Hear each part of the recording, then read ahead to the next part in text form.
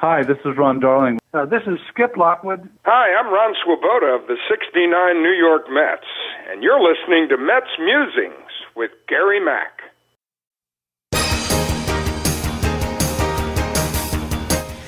Now it's time for some New York Mets baseball talk. Here's Gary Mack bringing you the latest news and analysis from Mets Nation and the world of baseball on another edition of MetsMusings.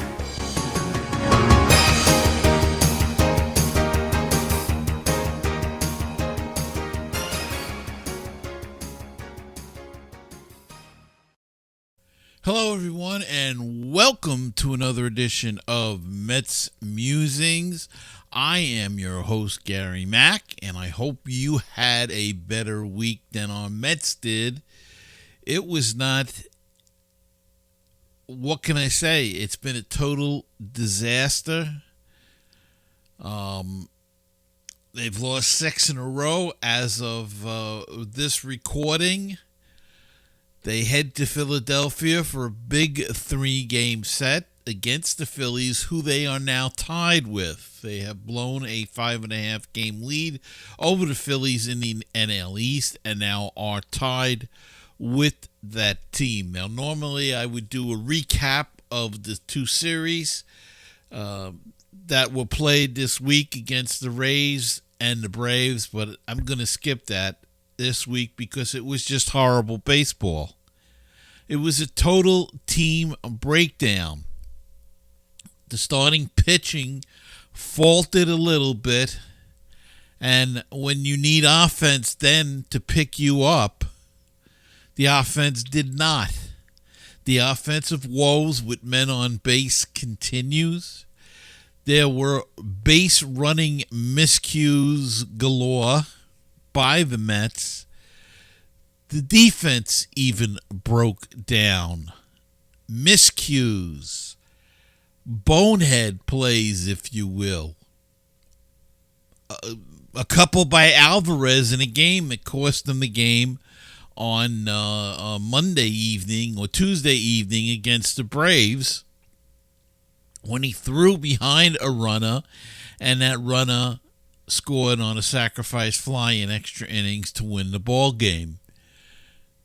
Pass balls, wild pitches, just everything. The bullpen fell apart. Couldn't hold the lead, couldn't get an out. And it was just a combination of errors. They were outplayed. The Rays just ran all over them, first to third, all the time, and they had no answer. I would say that, in my mind, the majority of the runs scored by the Mets this past week were on home runs, which is not a good thing. Because when you don't hit the home runs, the little hits aren't there. You need to do both. You need to complement the home runs by building runs, by going first to third, by sacrifice bunting if necessary. It just wasn't there for the Mets this week. They looked terrible. The defense, which was so good, fell apart this week. It was just a total team breakdown, and I hope this isn't the June swoon. But it was an awful time to go into a slump now after with having to play the Braves and the Phillies and then the Braves again at home. Now, I know people say the Braves weren't that good this year. Yes, but you don't want to let them back in the race. That's the point. If they took 2 out of 3 here against Atlanta, in Atlanta, that would have sent the message. And that you may have buried the Braves, or at least you would have pushed them back down. Now, the Braves are excited. They've got life in them again. And we'll see what happens from there. But it's not something that you wanted to do. And the House of Horrors of Atlanta, Georgia continues for the Mets. They just have a terrible time there. I don't know what it is. What stadium doesn't seem to matter. They've won their fair share of big games there, but they've also lost tons of them and heartbroken losses down there. So I don't know what the situation is, but they come now to Philadelphia and they have to play the Phillies 3. And don't forget, the Mets swept the Phillies earlier in April, so now the Phillies have been hot and they're looking for revenge. And then the Mets come home and play 4 against Atlanta. Now, the Mets could sweep the 4 there and get back on track. They could sweep the Phillies, but I don't know. Citizens Bank Ballpark has been good and bad for the Mets. And no lead seems to be too safe there either. So it's a very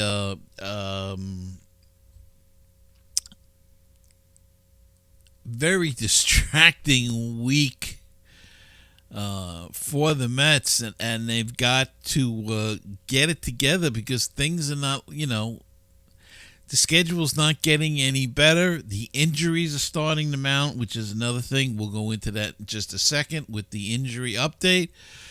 But they've got to pull together. All of a sudden, Lindor can't hit the broadside of a barn. He's cold. Soto is warming up a little bit. Alonso he cooled off, but he started hitting again. So it's, I'm not putting a blame on those guys. McNeil is getting his hits, but they're getting on and nobody drives him in. Tyrone Taylor's been the only guy driving in runs. I mean, he's been pretty good lately. He's been hitting well. Alvarez is a complete waste. In my opinion, Alvarez is completely lost and should be down in the minors. He's completely lost offensively. He's completely lost defensively. Now, whether or not his offense is affecting his defense, but he was never really good. He always gave up a lot of pass balls, in my opinion. And it's just now it's even more exasperating because of he's not hitting. He hasn't hit since his rookie year. 25 home runs. We thought he was going to be a terrific hitter. He's not coming through with the hits. And he looks lost. He's stepping in the bucket. He's swinging wildly. He strikes out like crazy. Alvarez is not good for this team right now. He should be playing for Syracuse and working through this at this time. I know that's a harsh thing to say. He's only 24, 25. I'm not giving up on him, but right now he's not in a good place. And it's causing the Mets not to be in a good place. And it's a hole in the lineup. Once you get past 7th in a lineup, it's pretty weak. I mean, you got Alvarez. Mauricio is not hitting. He's another guy. He looks lost at the plate. Beatty's day-to-day, he's hurt right now. Vientos is on a rehab assignment. Hopefully, Vientos will be back, and he can go back to playing third or wherever they want to use him, and then Beatty recovers, and they can play him some at second, some at third. It's very frustrating at this point in time. Yes, I know they're still tied for first. They have a great record, but that record can slip very quickly, and you don't want to see a total collapse. And we've got a little bird's eye view of what a total collapse looks like these last 6 games. And we can't have this continue. We don't even know if there's a way out. I mean, the pitching staff is just been decimated. And let's get into that and talk about the injuries.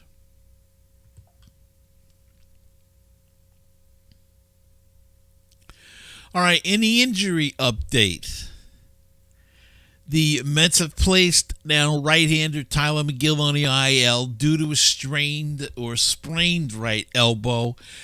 McGill struggled badly during his start against the Rays on Saturday. He allowed 7 runs, 3 were earned on 7 hits while walking 2, striking out 5. He has taken a downturn since starting the season hot, allowing 4 runs or more in 5 of his last 8 starts.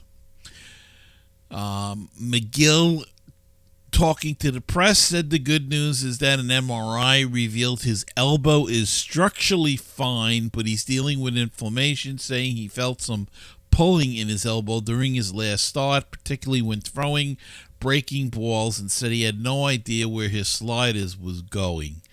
The plan for now, this is according to McGill, is to rest his arm for 7 to 10 days before getting it reassessed.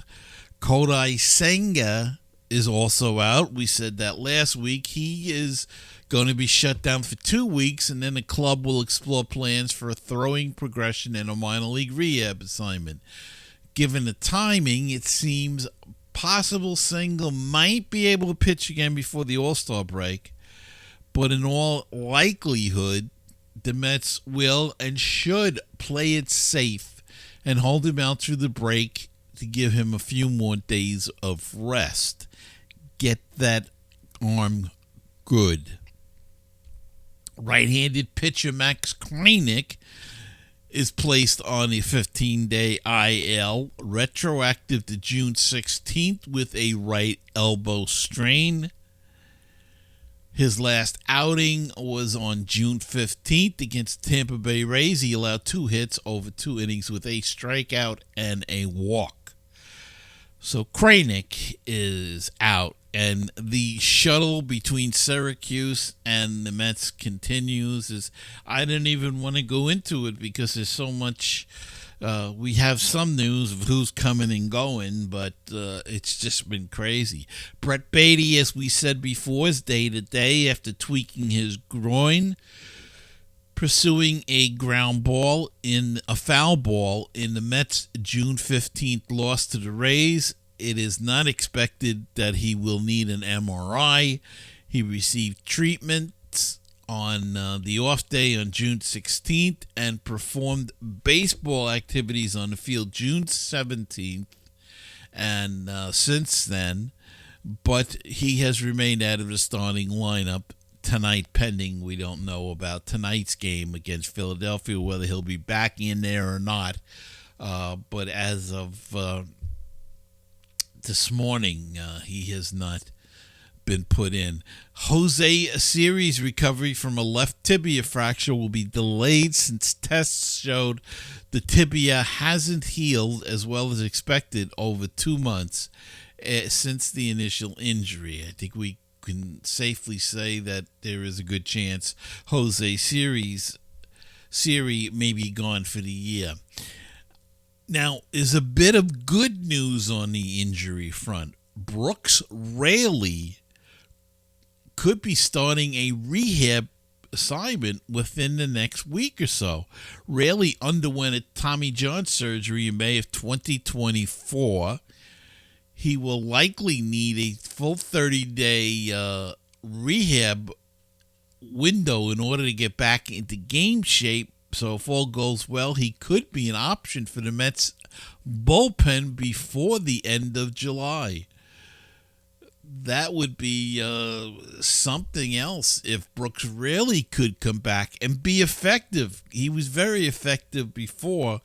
It would be nice to see him come back and have some, be effective for this team out of the bullpen. In other news, not related to injuries, but yet sort of related, Frankie Montas is likely to come off the injured list on June 23rd when his 30-day rehab clock expires. Join the rotation at some point early that week. He'll slot in either Monday, Tuesday, or Wednesday against the Braves, depending upon how the Mets choose to rejigger their starting lineup. If you recall, his last couple of outings in the minors were not good. But their need for a starting pitcher is coming up, and they're going to put him in there, and we'll see how he does once the big lights go on, and it's the real deal as far as he's concerned in the major leagues. The Mets have recalled relievers Dedniel Nunez and Justin Hagenman from AAA Syracuse, while optioning right-handed pitcher Ty Adcock to AAA. So more pitches going up and down. Nunez is back. We'll see if he can perform better. Hageman pitched last night and pitched well and did his job. When Blackburn failed and had to come out after the 4 2/3 inning, Hageman come in and gave them a good 3 or 4 innings, which really did save the bullpen a lot last night. So he did his job, Hageman, but he's back, as is Nunez. So other things I would want to mention, and I should have mentioned it last week, and I forgot, but Art Shamsky, who you know, has been on this program many times. He is a MLB veteran, former Met, a member of the '69 Miracle Mets. He's the author of 3 books, and he's got a new one out now called Met Stories. I only tell my friends, co-written with Matthew Silverman. Art's a great guy. This is his book. This is what it looks like. I should have mentioned it last week. It makes a great Father's Day gift, but I neglected to, so I'm mentioning it this week, though, for your summer reading. It's a great book. Great stories in it. It's got a foreword by Howie Rose in it. Let's see, there we go. It's a terrific book, and if you've read any of the other books by Art Shamsky, one of my favorite books is his book on the '69 Mets and the journey, if you will, to go visit Tom Seaver one last time when, as it turns out, Buddy Harrelson was on that trip, and he's no longer with us as well. Art's been, as I said, a guest on this show. He's always available to the fans. You see him around the stadium a lot. You see him around the New York City a lot. So he's really been a great ambassador for the Mets. Good friend of Eddie Crane, the late Eddie Kranepool. And now that Kranepool is gone, Shamsky becomes the bright light, I guess, if you will, of the '69 team, and the guy who represents the team a lot around New York. There's still some others are still with us, and we just lost another member, and we'll have more about that later on. But Art Shamsky, pick up the book. It's a terrific book.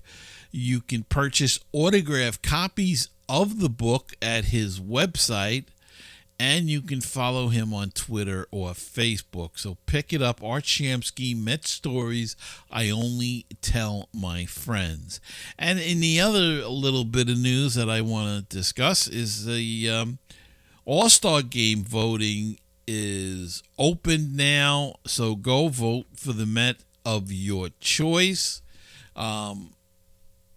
I think Lindor and Alonso, current slide not counting, but they are definitely deserving to be starters on the All-Star team.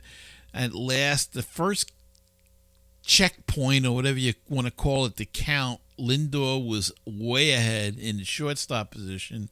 Alonso was in second to Freddie Freeman, but If he finishes second, he'll probably get picked. So I believe they'll both be on the team. However, in what capacity, we'll see. But we'd like to see Lindor start, or even Alonso. So get out and vote for the Mets of your choice. All right, we're going to take a quick break and come back right after this. Baseball and BBQ, your place for interesting baseball talk, opinions, and history. Baseball and BBQ, your place for barbecue recipes, tips, and interviews from the world of barbecue. If you like baseball and if you like barbecue, then tune in to Baseball and BBQ. Find us on iTunes, Stitcher, Google Play, and BaseballTalkRadio.com.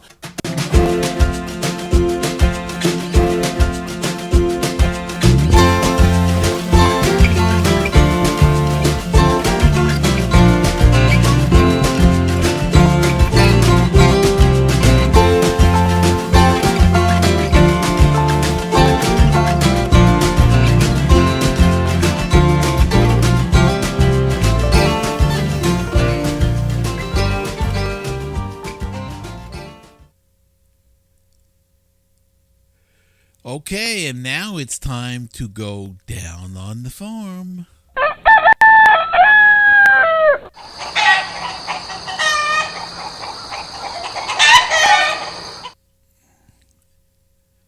Mets prospect Jet Williams had an awesome week for AA Binghamton, earning the Eastern League Player of the Week award.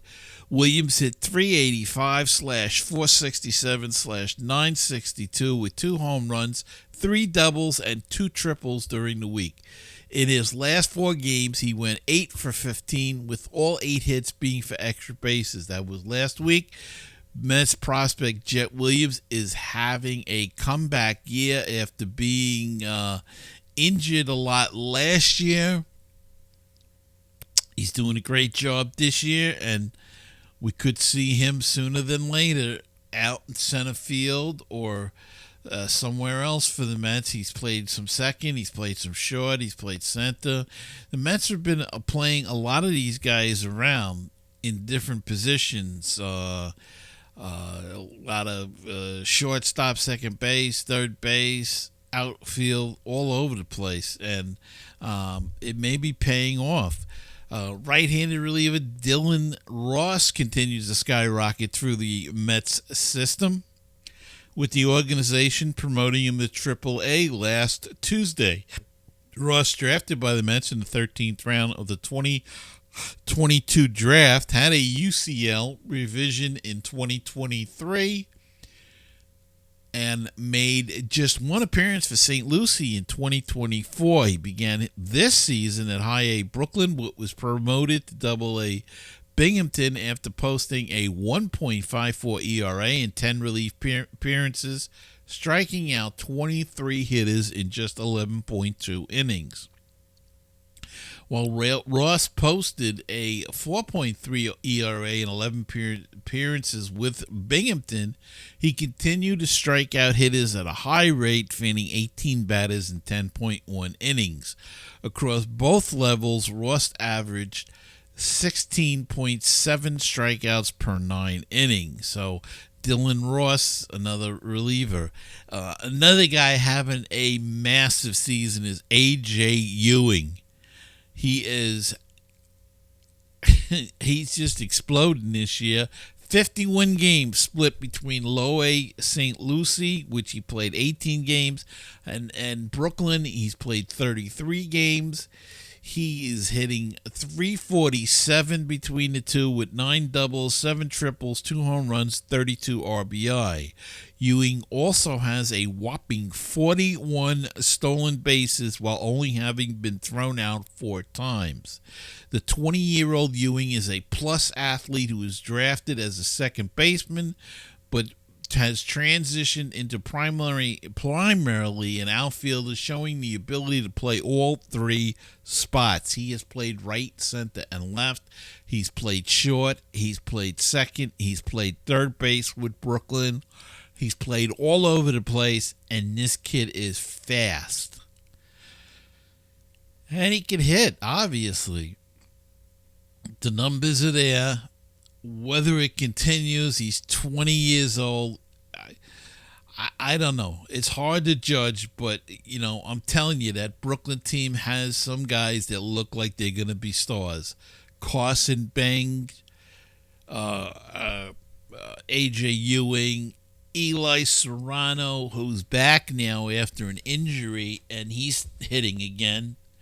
So whether or not they can continue at the other levels and don't get stymied, but these guys look like they've got talent, and fingers crossed they could be playing sooner than later up at the big field in Queens. And finally, well, not finally, because we're going to do the standings, but congratulations to the St. Lucie Mets. On Sunday, they clinched the title of Florida State League East first half champions, which gets them in automatically into the playoffs at the end of the year. They did it on Sunday after defeating the Daytona Tortugas 7-5 at Jackie Robinson Ballpark in Daytona, Florida.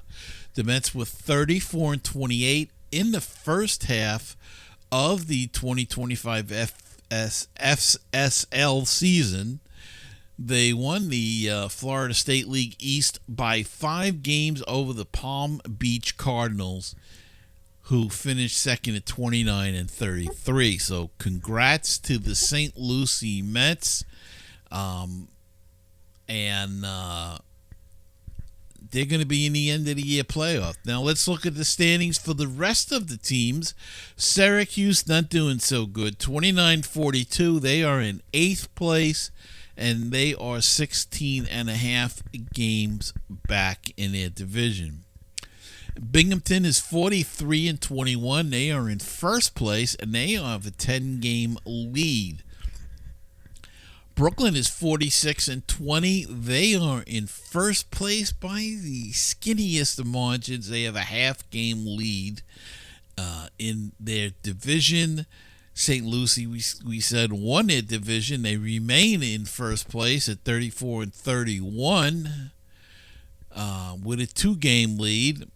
And the Florida Complex League Mets are 12-18 in last place, and they are 6.5 games back in play. So, normally at this point we would do the scouting report, but I think we know about the Phillies, and as I said, they're going to be looking for revenge. They were swept by the Mets in April at Citi Field, and now they have the Mets on their field, so we'll see what goes on there. The probable pitchers for the upcoming series is Blade Tidwell. Makes his second Major League start, being called up, going into the slaughterhouse, I guess, against Zach Wheeler. Not the way you want to make your Major League your second Major League start, but he's getting thrown right in there against Zach Wheeler. Going on Saturday, Griffin Canning versus Mick Abel. David Peterson ends the series on Sunday versus Jesus Luzardo. So that is the probable pitchers pending to change for the Mets versus Phillies coming up this weekend. And finally tonight, some sad news. We lost another miracle Met from 1969, Ron Taylor, two-time World Series champion who went to medical school following his playing career, earning the nickname Dr. Baseball, passed away on Monday in Toronto after a lengthy illness. He was 87 years old. 6'1", right-handed, Taylor won World Series titles with the 1964 Cardinals and the 1969 Miracle Mets. In 6 games across those 2 postseasons, he pitched 10 1/3 innings without allowing a run. He yielded only 3 hits and 2 walks and struck out 9 with a record of 3-0 with 3 saves. The Mets purchased Taylor's contract in February 1967. He made the Major League roster out of spring training, posted a career-best 2.34 ERA with a team-leading 8 saves in 50 relief appearances. Not bad for a last-place club that went 61-101. Things changed in 68. Gil Hodges came in as manager. The team improved by 12 games and got them out of the cellar with a 9th place finish. Taylor saved 14 games in 58 appearances with a 2.70 ERA. In 1969, well, you know the rest. The Mets surprised the world by winning the pennant and the World Series. Taylor went 9-4 in 59 games with 13 saves and a 2.72 ERA. In the inaugural NL Championship Series against the Braves, he saved Game 1 with 2 scoreless innings and won Game 2 with 1 1/3 scoreless frames as the Mets swept the series in 3 games. In the World Series against the Orioles, Taylor finished the Mets' Game 1 loss with 2 more scoreless innings, then relieved starter Jerry Koosman in Game 2 with 2 outs in the 9th, runners on first and second, and the Mets clinging to a 2-1 lead. Taylor got Brooks Robinson to ground out to third base to save it and send the series to New York, even at a game apiece. The Mets took the next 3 without needing Taylor for their first championship. He pitched 2 more seasons in New York, but was not quite as effective as his first 3 seasons with his club, and his contract was sold to the Montreal Expos after the 71 season. That team released him 5 days into the 72 season, and he signed with the San Diego Padres. After allowing 5 home runs in just 4 outings with the Padres, Taylor decided to retire at the ripe old age of 34. The last pitch he happened to throw happened to be in Montreal. Being Canadian native, that must have been a big thrill.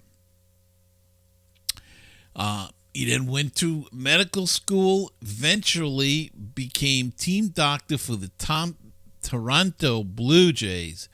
He retired in 2014 at the age of 76, having won 2 more World Series rings with the Blue Jays in 92 and 93. He was inducted into the Canadian Baseball Hall of Fame in 1985, Canada's Sports Hall of Fame in 93, and the Order of Ontario for his work in the medical field in 2006.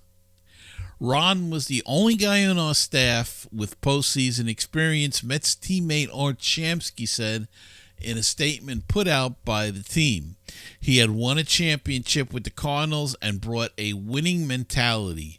We don't win the title without Ron Taylor, and he was terrific in those years there with the Mets and really did a great job in those World Series. So our condolences go out to Ron Taylor's family and friends, and Ron Taylor, Dr. Ron Taylor, passes away at the age of 87 years old.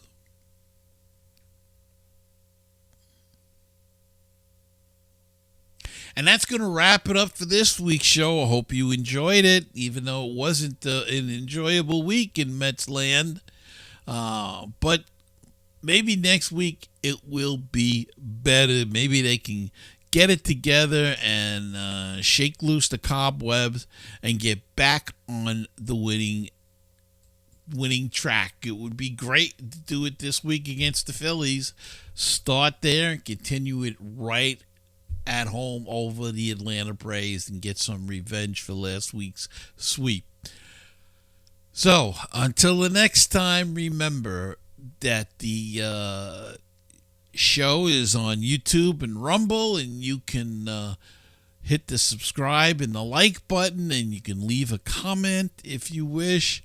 And the audio version is available on all of your major podcast apps, so just look for it if you're interested at all. And until we meet again, remember to keep the faith, stay optimistic, and let's go Mets. And I'm Gary Mack, and I'll see you next time on another edition of Mets Musings.